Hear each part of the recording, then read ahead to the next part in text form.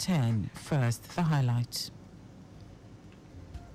Lagos State Task Force reads Mile 2 of roadside petroleum dealers' shanties. Federal government increases passport procurement fees. On the foreign scene, election law changes spark mass protest in Indonesia.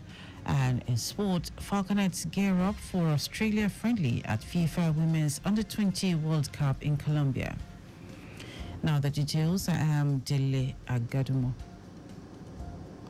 Lagos State Task Force has taken critical steps to curb the escalating challenges posed by roadside vendors and the proliferation of shanties along Mile 2 on the Oshodi-Apapa Expressway. This swift action is part of the planned programs of the chairman of the agency, Adetayo Akerele, to protect and preserve the environment in line with the Themes Plus agenda of the state government. Akerele said among the most pressing issues addressed was the illegal sale of petrol and diesel by the roadside, where over 2,000 litres of petroleum products were seized. He assured that the Lagos State Task Force remains committed to ensuring the safety and well-being of all residents, and the operation is a testament to that commitment, stressing that the agency will continue to monitor the area to prevent the resurgence of illegal activities which impede free flow of traffic.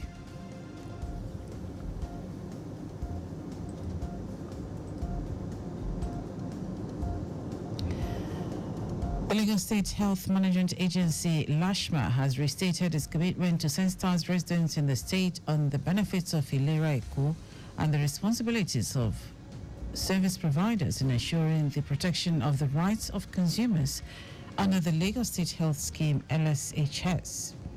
Permanent Secretary LASHMA, Emanuela Zamba, said this at a media parley jointly organized by the Lagos State Health Management Agency, LASHMA, and the Lagos State Consumer Protection Agency, LASCOPA.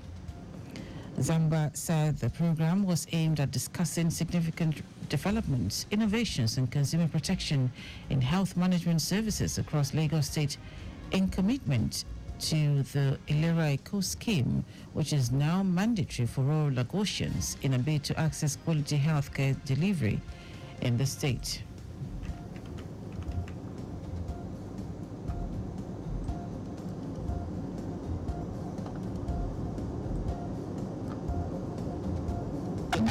Having a media parley which marks the collaboration between the agency with the Lagos State Consumer Protection Agency. And what this collaboration is all about is to show that LASHMA is putting its best foot forward to ensure that even though Mr. Governor has come out to say with the executive order that the social health insurance plan is now mandatory, we want to show consumers that this plan, even though it is now mandatory, we are here to serve you. We are going to ensure that you get quality services. We are going to maintain the affordability of the scheme, and we are here to ensure that your rights are not infringed upon. Once you become an Ilera Eko enrollee, you should be assured of quality services. You should be sure that the agency has a listening ear, and we are collaborating with this agency who is responsible for consumer protection. The General Manager of LASCOPA, Afolabi Sholebo, noted that the agency had resolved over 9,000 cases bordering on the protection of consumer rights in the state. Sholebo urged beneficiaries of the Ilera Eko scheme to seek redress through the agency whenever their rights had been infringed upon by service providers or they did not get value for their money.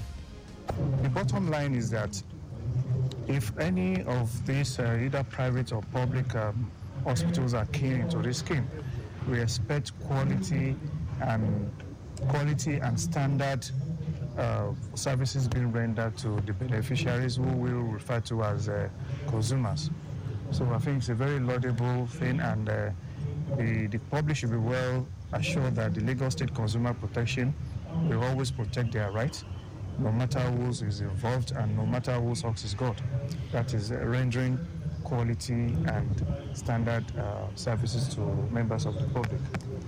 In their testaments, beneficiaries of the health insurance scheme commended the Lagos State government for the initiative, which had brought succor by addressing the health challenges of residents as well as staff of both private and public organizations. So I registered all of our employees on the platform since over a year now, and it's been wonderful. People should go register. The price is so affordable, and as a matter of fact, one of our staff gave birth on the program through CS, and the hospital that she had access to was very premium, and I was like, for so little that we paid, she was able to have access to this type of level of healthcare. It's really good, so it's something that I recommend for every location, that they should go out there and subscribe for At this. this junction, I'm advising non-negotiation. Nigeria has become a structured society. The best you know, the best you can take advantage of your society. I can tell you, your health is secured for the next 1 year. We all know what health challenges people are going through in the world. They urged the agency not to relent in its efforts in ensuring quality service delivery to Lagosians. The Lagos State Employment Trust Fund, LSETF, and the United States African Development Foundation, USADF, have signed a memorandum of understanding to uplift the lives of citizens, especially those in vulnerable and underserved communities. Commissioner for Wealth Creation and Employment, Akiyemi Ajigbotafe, emphasized that the event aims to forge a powerful partnership symbolizing collective commitment to uplifting the lives of the citizens. Ajigbotafe underscored the remarkable achievements in previous collaborations, including engagement with 41 government-approved training institutions and the training of over 105,000 beneficiaries across various sectors and trades. And now to the rest of the stories. The federal government have increased the fees for the procurement of Nigerian passport with effect from the 1st of September. Spokesman of the Nigeria Immigration Service, NIS, Kenneth Udo, said the increment is a part of the government's efforts to maintain the quality and integrity of the Nigerian standard passport. Udo said based on the review, a 32-page passport booklet with 5-year validity previously charged at 35,000 naira will now be 50,000 naira only, while a 64-page passport booklet with 10-year validity, which was 70,000 naira, will now be 100,000 naira only. While expressing regrets about any inconvenience this increase might cause prospective applicants, the NIS assured Nigerians of unwavering commitment to transparency and quality service delivery at all times. The Nigerian Air Force, NAF, says airstrikes from its fighter jets have either killed or severely injured 5 terrorist commanders and 35 fighters in Borno State. NAF spokesperson Edward Gabuet says the air component of Operation Hadinkai successfully executed an air interdiction mission on August 16 in Arena, southern Tumbos, Borno State. According to him, it is a decisive effort to further weaken the activities of the remnant of terrorists operating in the northeast, while also protecting innocent civilians and own troops. Gaboid knows that before the operation, intelligence revealed that terrorists had migrated to the area. He also states that the operation had degraded the operational capability of terrorists in the northeast. Now to foreign news. Thousands in Indonesia have gathered to protest against their government's attempts to reverse a constitutional court ruling that would open up elections to the rivals from smaller parties. Demonstrators have gathered outside parliament in the capital Jakarta, as well as other major cities such as Padang, Bandung, and Yogyakarta. Indonesia's top court ruled that parties would not need a minimum 20% of representation in the regional assemblies in order to field a candidate. The Indonesian government is also trying to find a way around the Constitutional Court's decision to uphold the current minimum age limit of 30 for candidates, which would bar Widodo's 29-year-old son, Kasang Bangaret, from running in a regional contest in Central Java. And now sports, Nigeria's under-20 girls Falconets are now set to confront their counterparts from Australia in the first of two friendly matches organised by the Nigeria Football Federation (NFF) to ensure team readiness for the FIFA Under-20 Women's World Cup taking place in that country. Coach Chris Danjuma and his crew, which now includes fitness trainer Chima Michael, have been taking the Falconets on drills since Monday in preparation for the clash with the Aussies on Friday in particular and for the World Cup finals. The clash with the girls from Down Under has been scheduled for 10 a.m. Colombia time on Friday at the Club Banco de la República in Bogota. Also, NFF's FIFA match agent Jairo Pachan has assured the Federation that all arrangements have been concluded for the encounter.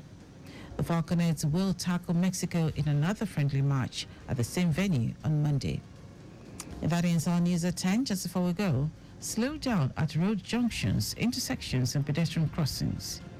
You can follow us and like all our various social media platforms: X at Traffic Radio 961, Facebook Lagos Traffic Radio 96.1 FM, Instagram Lagos Traffic Radio 961.